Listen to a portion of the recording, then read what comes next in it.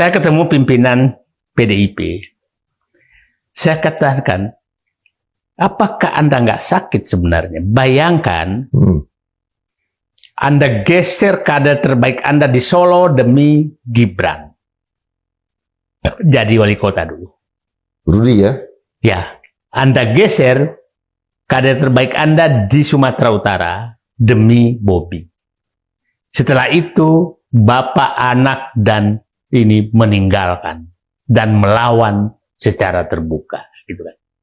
Itu permainan caturnya. Permainan. Nah, terus Anda masih punya bahwa orang ini tidak akan otoriter. Ya, ya. Iya kan? Itu kapan Abang bertemu itu? 2 minggu lalu. 2 minggu yang lalu. 2 minggu lalu.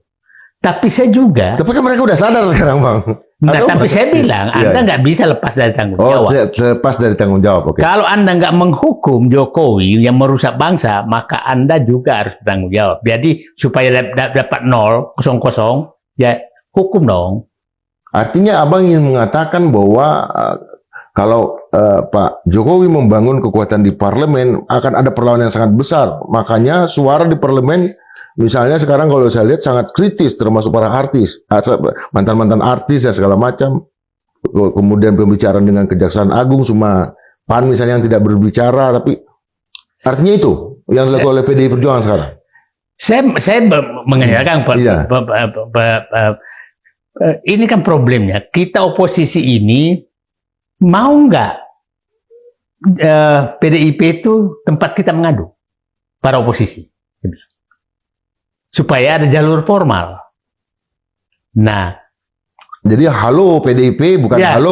halo Pak Wapres gitu. Ya, nah, kita datang, kita. Nah, sekarang, oke.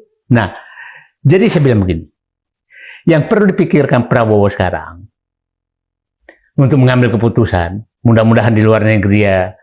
Karena ketemu hanya orang-orang kepercayaan 100%, tidak ada lain. Kan begini. Di awal-awal ini kan hari ke-25 sampai ke hari ke-10. Sebelum mampir dari Bali menghadap, itu sikap oposisi masih satu loh. Sikapnya bahwa kita dukung Prabowo, tapi harus menyingkirkan Jokowi. Itu sikapnya satu. Sekarang jadi 3 loh, pecah oposisi. 3? Tidak 3. 1 masih tetap begini. 2 menyatakan kita tunggu. Kita tunggu, masih menunggu. Ada yang ketiga, udah dua-duanya sekalian, nggak ada bedanya kok antara Jokowi dan Prabowo. Sikat.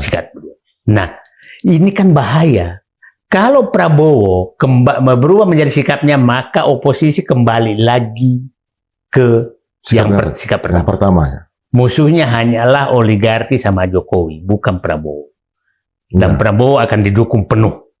Nah, ini mulai bergeser karena melihat. Tapi saya melihat sekarang pergeseran ini ada yang bagus. Parlemen mulai